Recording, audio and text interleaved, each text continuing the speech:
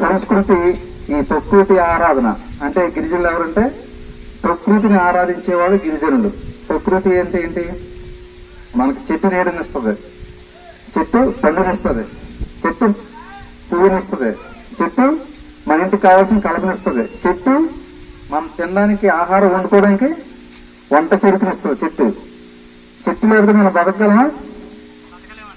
బతకలేము. కాబట్టి మన గిరిజనులు, మన పూర్వీకులు చెట్టుని దేవుడిగా కొలుస్తూ వస్తున్నారు. ఈ రోజుకి దేవుడిగా కొలుస్తాం కూడా. ఎందుకంటే ఇంకా అన్నింటిలో ఇంకా ముఖ్యమైన విషయం ఏంటంటే చెట్టు మనకు ఆక్సిజన్ ఇస్తుంది. మన ప్రాణవాయువు పీల్చుకున్నాం, ఎలాగ ఊపిరి పీల్చుకున్నాం. మన ఊపిరికి కావాల్సిన ప్రాణవాయువు ఎక్కడి నుంచి వస్తుంది? చెట్టు నుంచి వస్తుంది. మరి మన ప్రాణాన్ని రక్షించే చెట్టు దేవుడా కాదా? దేవుడే కదా. మరి చెట్టుని దేవుడు కాదంటారు కొంతమంది. అలాగే ప్రాణవాయువు వస్తుంది. మనం మంచిని తాగకపోతే బతకగలమా? బతకలేము. మరి మంచిని మనం గంగా దేవతగా పూజిస్తున్నాం, మనం ఈ జాతరలు చేసుకుంటాం, పూజ చేస్తాం. మరి మనం బ్రతికించే గంగామాత ఆ జలాన్ని దేవుడిగా పూజిస్తున్నాం మనం. మరి మనం మన ప్రాణాలను రక్షించే ఆ జలం గంగాదేవి దేవుడే కదా. ప్రాణాన్ని నిలబెట్టి ప్రాణాన్ని రక్షించే ఏ వ్యవస్థ అయినా సరే దేవుడే. దేవుడు లేకపోతే మనుషులు బతకలేరు. నీళ్ళు ఎంత బతకగలరా? బతకలేదు. అది అందుకే మనం ఆ గంగాలమ్మ తల్లి ఆ నీళ్లు తాగి మనం బతుకుతున్నాం. కాబట్టి మనం మన పనులన్నీ చేసుకుంటున్నాం. కాబట్టి గంగాలమ్మ తల్లిని మనం దేవతగా పూజిస్తున్నాం. ఆవిడ కూడా మనల్ని అలా కరుణిస్తుంది. ఆ తర్వాత సూర్య భగవానుడు. ఇంకా ఈ అడవి పెరగాలన్నా, ఇక్కడ మనం ఏ పంట వేసినా పెరగాలన్నా, మనకి దుమ్ములు కట్టుబడాలన్నా, మనకి జీర్ణక్రియ సాగాలన్నా, మొత్తం సృష్టి అంతా నడవాలంటే సూర్యుడు కావాలి. సూర్యుడు లేకపోతే ఏమిటి? చదువుకుని ఉంటారు. కిరణ జన్మ సమూహ క్రియ అని చెప్పి 10th క్లాస్ చదువుకుంటారు కదా. మొక్కలు ఎలా పెరుగుతాయి? అయ్యే పంటలు ఎలా వస్తాయి? సూర్యుడు వల్లే. అవన్నీ చేస్తాం. సూర్యుడు లేకపోతే మనం ఎన్ని చేసినా సరే నీరులో ఉన్న మొత్తం బతుకుతుందే. పంట నీరులో పంట వేస్తారు. ఎండ ఎలా కావాలో నీరు ఎలా కావాలో, నీరు ఎలా కావాలో ఎండ కూడా కావాలి పంట పండాలంటే. ఆరోగ్యం మొత్తం సూర్యుడు. మనకు కావాల్సిన డి విటమిన్ అన్ని మనకు సూర్యుడు లేకపోతే చీకట్లు ఉండగలం మనం. సృష్టి మొత్తం ఈ భూమి తన చుట్టూ తాను తిరుగుతూ సూర్యుడి చుట్టూ తిరుగుతుంది. అంటే సూర్యుడు అంత గొప్పవాడు. అందుకే మనం సూర్యుడిని ప్రత్యక్ష దైవంగా సూర్యుడిని ఆరాధిస్తాం. సూర్యుడు లేకపోతే ఈ ప్రపంచం లేదు. మరి ప్రపంచం లేనప్పుడు మనం ఎక్కడ ఉంటాం? సూర్యుడు లేకపోతే ప్రపంచం ఉండదు, ప్రపంచం లేకపోతే మనం ఉంటాం.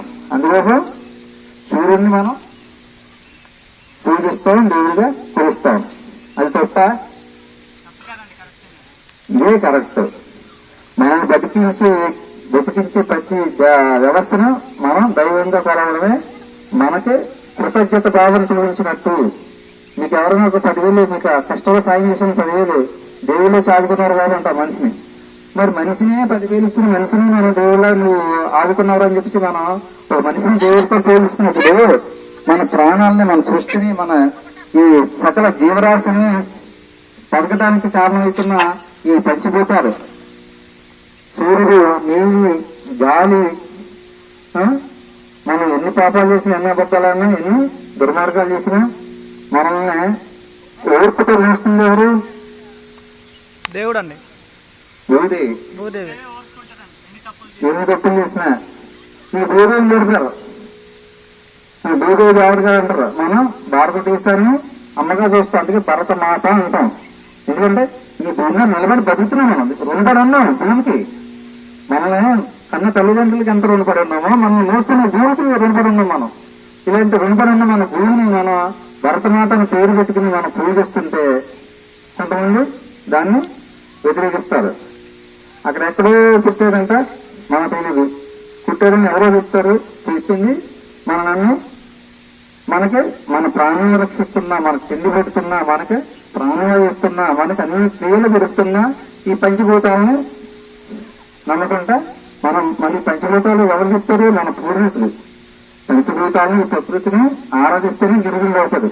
అలాంటి గిరిజన వ్యవస్థలో ఉండి మనం దీన్ని ఈ మన పుట్టుక కారణమైన మన జాతికి గుర్తింపు తెచ్చిన ఈ ప్రకృతి ఆరాధనని మనం వదిలేసి ఎవరో వెంకటేశ్వర చెప్పిన మాటలు నమ్మేసి అది వ్యాపారం చేసుకోవడానికి వాడు చెప్తున్న అబద్ధాలు నమ్మినాను. మన వాళ్ళు కొంతమంది అటు వెళ్ళిపోయి గొప్పగా సంస్కృతిని మర్చిపోయి నేను నమ్మింది నేనే చెప్పి భావిస్తున్నారు.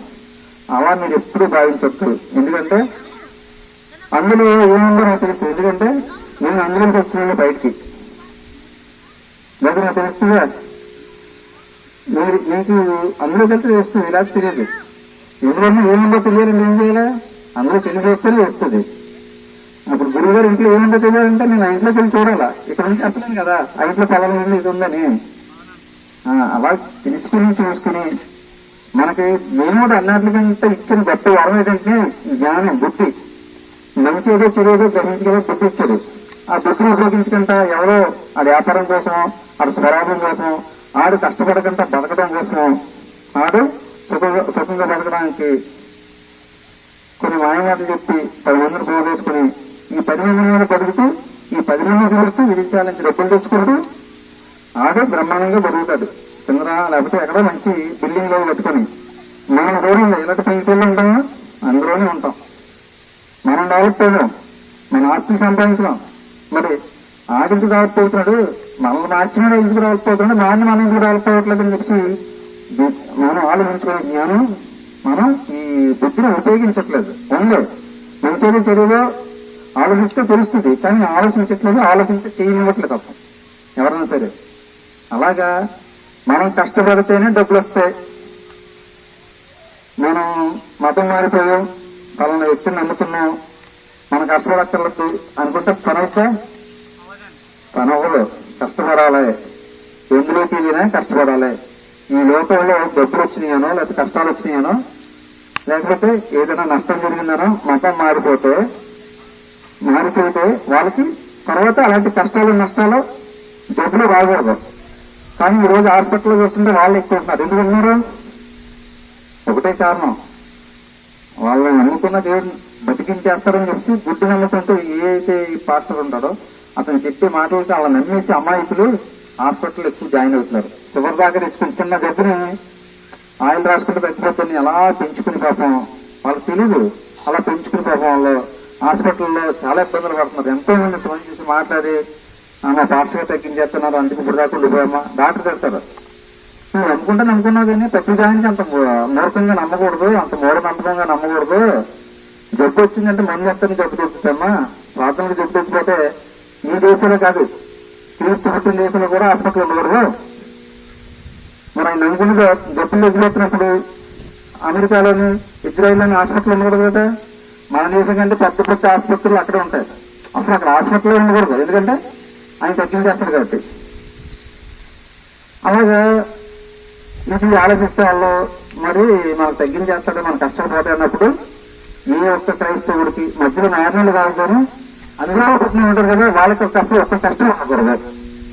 వాళ్ళు ఇప్పుడు ఆర్థికంగా లక్షాధికారులు అయ్యి ఉండాలా. కానీ అందులో పుట్టినకి ఎప్పుడు కష్టాలు వస్తున్నాయి, అందులో పుట్టినకి ఎప్పుడు ఆర్థిక ఇబ్బందులు వస్తున్నాయి, అందులో పుట్టినకి వ్యాధులు వస్తున్నాయి, జబ్బులు వస్తున్నాయి. అస్తమానికి హాస్పిటల్ జరుగుతున్నారు.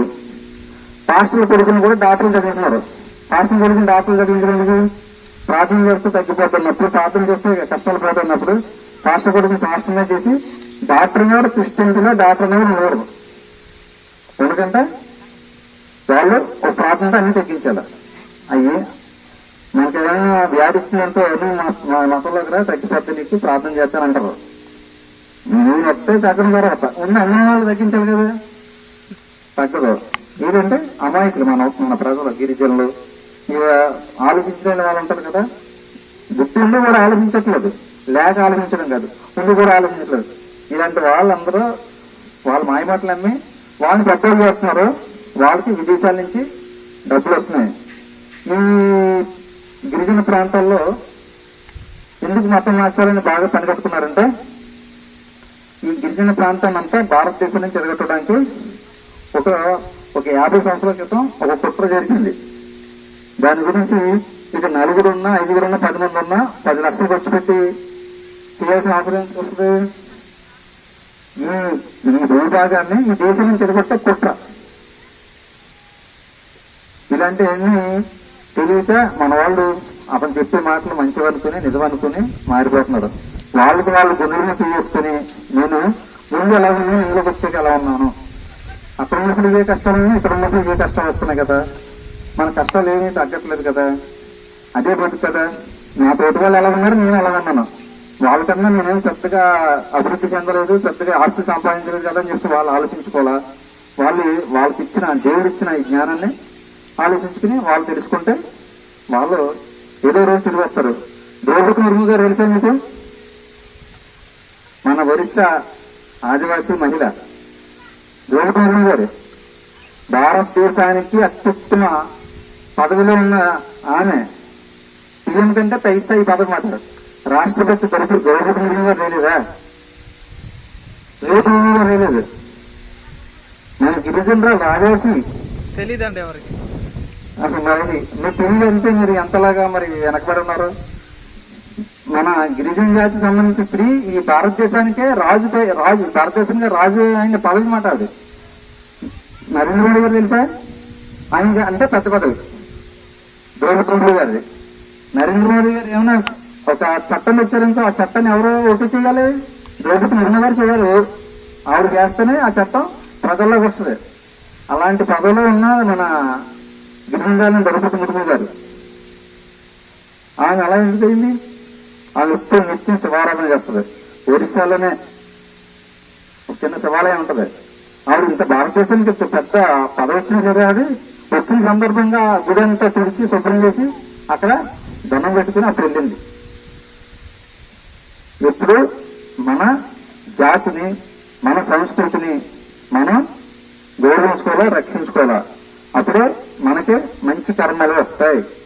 మన మంచి కర్మలు ఉండాలంటే మన తాతలు ముత్తాతలు మన పూర్వీకులు ఏదైతే సంస్కృతిని అందించారో ఆ సంస్కృతిని మనం పాటిస్తేనే వాళ్ళకి మనం గౌరవం ఇచ్చినట్టు, విలువ ఇచ్చినట్టు. దాని గురించి మీరందరూ మంచి ఏదో చెడేదో తెలుసుకోండి. ఎవరో చెప్పిన మాయ మాటలు మీరు వినొద్దు. నేను మిమ్మల్ని వచ్చి మా దాంట్లో రండి మిమ్మల్ని చెప్పట్లేదు. మీ దాంట్లో మీరున్నా మీ దాంట్లో మీరున్న వాళ్ళు నాకు వచ్చే లాభం ఏంటి? నా దాంట్లో రమ్మంటే నాకు లాభం వస్తుంది, మీరందరూ నా వైపు వస్తాయి. మిమ్మల్ని ఎవరిని నా దాంట్లోకి రమ్మట్లేదు నేను. వేరే వాళ్ళు మీరు మా దాంట్లోకి రండి, మీరు నమ్మేది నిజం కాదు, మీరు నమ్మేది మీరు రాళ్ళు రప్పులుగా పూజిస్తారు, మీరు సైతాన్ని పూజిస్తారని చెప్తారు. నేనేం చెప్తాను? మీరు నమ్మేది నిజమైన ధర్మం.